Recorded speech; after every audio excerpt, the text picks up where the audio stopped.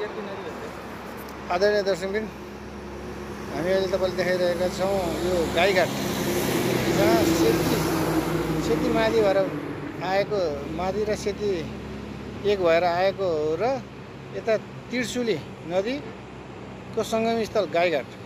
उताबाट मादीबाट आएको पानी कञ्चन छ, यो यता त्रिशुलीतिरबाट आएको पानी एकदम धमिलो।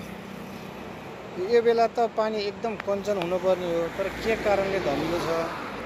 उताबाट आएको त्यति धेरै कञ्चन पानीलाई पनि यता त्रिशुलीतिरबाट आएको पानीले धमिलो बनाएर पुरै अब त्यहाँभन्दा तल बग्ने नारायणी नदी सबै देवघाट नारायणी सबै धमिलो छ। अहिले यो हिउँदको बेला पनि सुक्खा यामको बेला पनि कहाँ बाढी आएर पानी त्रिशुली नदी धमिलो छ। जहाँसम्म लाग्छ यो माथिपट्टि मलाई लाग्छ यो बालुवा खानीहरूले गर्दा पानी बालुवा धोरो फाले पानी भएर हो कि जस्तो लाग्छ।